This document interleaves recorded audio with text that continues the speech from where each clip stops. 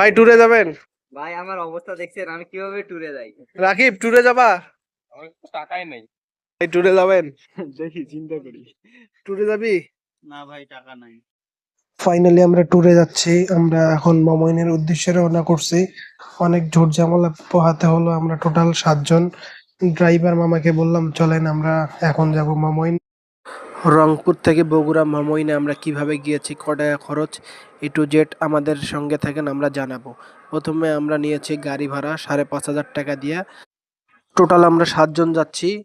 খাবার দাবার আর গাড়ি ভাড়া সব মিলিয়ে ঢুকে আমাদের একজনের 1400 টাকা থেকে 1500 টাকা যদি ধরি, তাতেই ফাটাফাটি বলা চলে। আমরা চারপাশে দেখতেছি অনেক সুন্দর। মমইনে ঢুকে গেলাম আমরা। এন্ট্রি ফি এই জায়গাটা বিকালের পরে 2টার সময় ঢুকলে 200 টাকা। আমরা গাড়িতে ঢুকছি, কোনো টাকাই লাগে নাই।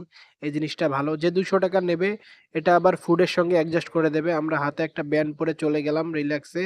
এই ব্যান্ডটায় ঢুকতে আপনাদের মেইন টাকা এখানে নেবে 600 থেকে 700 থেকে 800 টাকাও নিতে পারে। আমরা ডিসকাউন্ট পেয়েছি।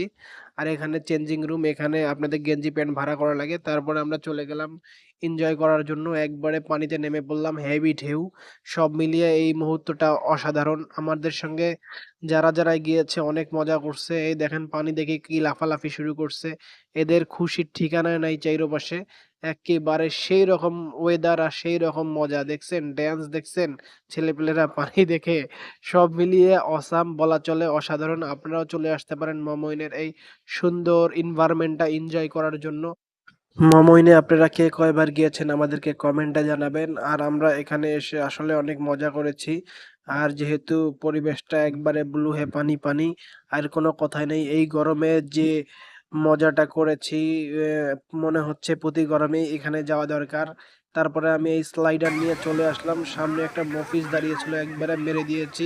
কেননা আমি যখন নামতেছি ও বুঝবে না এখানে না থামা যাবে না। তারপরে আমরা চলে গেলাম পানির ওইখানের জায়গাটা ড্যান্সিং এখানে করে। আমরা ড্যান্স করি নাই, চাইরপাশে একটু পানির ফোয়ারার মজা নিছি। কিছুক্ষণ পরে আমরা চলে গেলাম, এখানে নতুন একটি জোন চালু হয়েছে, সুসাইড জোনে যাওয়ার পরে দেখি ওরে বাবা এক ঝাঁপে এখানে অনেক নিচ থেকে নামে। আমি ভয় পেয়েছি। অনেকক্ষণ চিন্তা ভাবনা করার পরে আমরা সব শেষ করে এখন বেরিয়ে পড়লাম।